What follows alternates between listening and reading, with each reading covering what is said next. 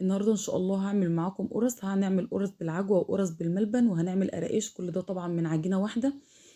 اول حاجه كده ندخل نشوف المقادير والطريقه، نسمي الله ونصلي على الرسول. اللهم صل وسلم وبارك على سيدنا محمد وعلى اله وصحبه اجمعين. معايا 2 كيلو من الدقيق.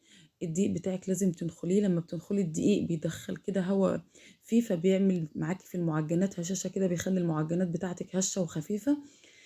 خدت كده 2 كيلو من الدقيق. الدقيق ده طبعا صالح لجميع الأغراض. خلاص كده نخلنا كيس وخدنا الكيس التاني. طبعا لو عايزة تعملي كيلو من الدقيق هقولك على مقادير الكيلو، لكن احنا هنعمل مقادير 2 كيلو.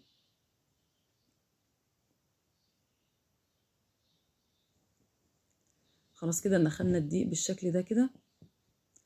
بعد كده خدت معلقتين من اللبن البودرة. اللبن البودرة هيخلي معاكي لون المخبوزات حلو قوي، بيخلي المخبوزات شكلها في اللون بتاخد لون، بيكون لون كده موحد. بعد كده خدت 6 معالق من السكر، لو هتعملي كيلو دقيق تاخد عليه 3 معالق من السكر. وخدت معلقة صغيرة من الملح. وهاخد كيس بيكنج باودر اللي هو الكيس 16 جرام. وهاخد معلقتين من الخميرة. خلاص كده اقلب المكونات الجافة دي مع بعض. وبعد كده معايا هنا 3 كوبايات زيت على سمنة. طبعا ممكن تعملي بزيت بس وممكن تعملي بسمنه بس، لكن لو عملتي القرص بزيت بس هتطلع ناشفه معاكي، فلازم تحطي كده زيت مع السمنه، هتطلع معاكي القرص طريه. هنا بقى ممكن تستخدمي ميه، ممكن تستخدمي لبن، المتاح عندك. انا كان عندي حوالي كوبايه صغيره من اللبن، حطيت عليها كده شويه من الميه. وطبعا مش هقولك انت هتحطي ميه قد ايه، تبع الدقيق بتاعك ما يتقبل السوائل. يعني ممكن الكيلو ياخد معاكي كوبايتين من الميه او كوبايتين من اللبن. وزي ما قلت لك طبعا ما الدقيق يتقبل السوائل. شايفين العجينه شكلها عامل ازاي؟ هنا بقى انا كنت نسيت احط السمسم، فخلاص العجينه اتعجنت، هحطه كده واقلبه تقليبتين. خلاص كده كده تمام. هغطيها بكيس واسيبها ترتاح كده لمده 10 دقايق.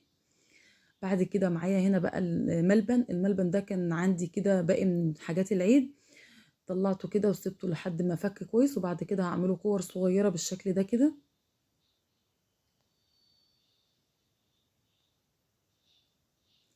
طبعا الحشوة اللي انت حابة تحشيها تحطيها، ممكن تحطي عجوة بس، ممكن تحطي ملبن، تعملي سادة، طبعا ما انت عايزة. خلاص كده انا عملت الملبن، هنعمل كمان العجوة بنفس الطريقة كده. هقطعها كده قطع صغيرة.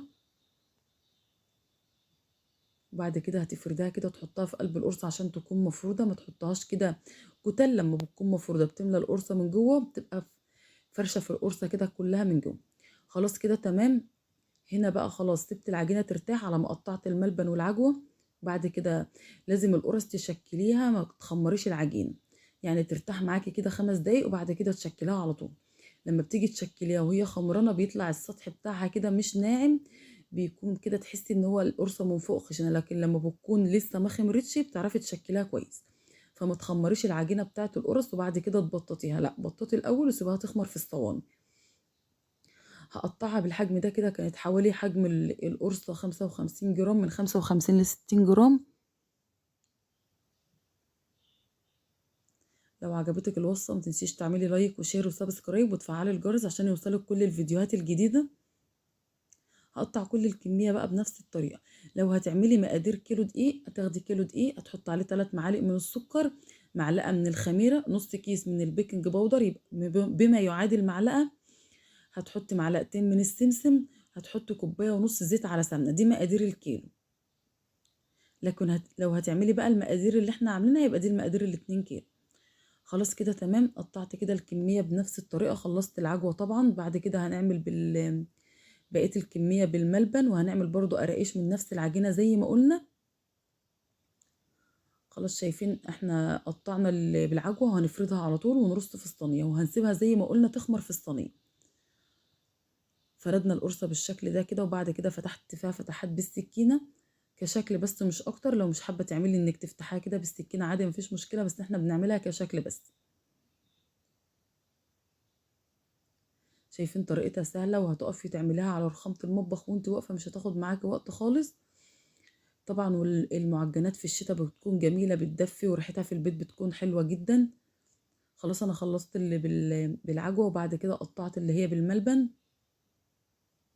شايفين ما شاء الله قطعة الملبن ما كانتش صغيرة، كانت كبيرة، وفي نفس الوقت لما القرص اتخبزت الملبن ما خرجش منها ولا حاجة، وكانت جميلة جدا. كانت الملبن فارش في قلب القرصة كده كلها من جوه، لكن مش خارج من الوش ولا حاجة.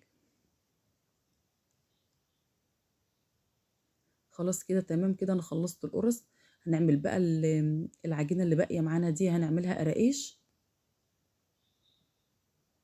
قطعتها كده وعملتها شكل رول، وبعد كده هفردها بالشكل اللي انتوا شايفينه ده كده.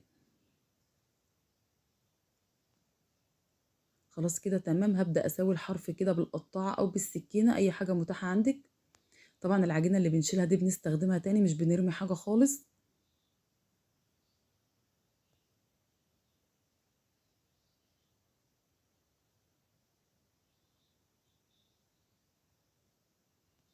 خلاص قطعناها بالشكل ده كده.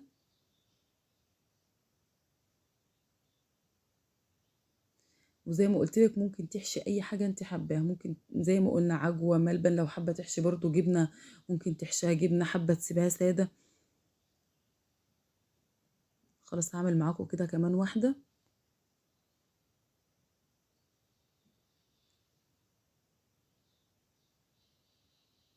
طبعا القراقيش من الحاجات اللي بتدخليها الفرن على درجة حرارة 160، بتقعد معاكي على الرف اللي في النص حوالي تلت ساعة عشان تطلع معاكي كده ناشفة. لكن لو عليتي عليها النار هتطلع معاكي طرية، فاحنا عشان هي قراقيش فلازم تكون معانا ناشفة. خلاص كده تمام. القرص هندخلها على درجة حرارة 180. برضو مجرد ما بتاخد لون من تحت بتفتحي عليها الشواية لو ما خدتش اللون من فوق، او لو عندك الفرن بتاعك بيشتغل الشواية مع تحت، شغلي الاتنين مع بعض. دي خلاص كل الكمية بقى هندخلها الفرن، ونرجع تاني بعد ما تخرج من الفرن. شايفين ما شاء الله الاتنين كيلو دي اعملوا معانا كمية قد ايه.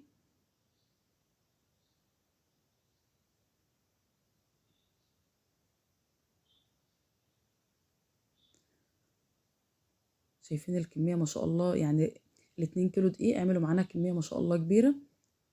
شايفين بقى بعد ما سوينا القرص شكلها في التسوية عامل ازاي، اللون موحد. شايفين القراقيش ما شاء الله كانت ناشفة جدا. شايفين عاملة ازاي القلب بتاعها من جوه مفرغ، وكانت جميلة جدا، وكله من عجينة واحدة. والقرص كمان شايفين دي اللي بالعجوة، شايفين اللون بتاعها عامل ازاي.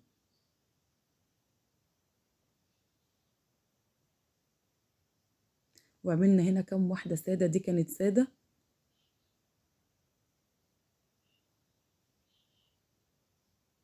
شايفين ما شاء الله كانت خمرانة وكانت جميلة جدا.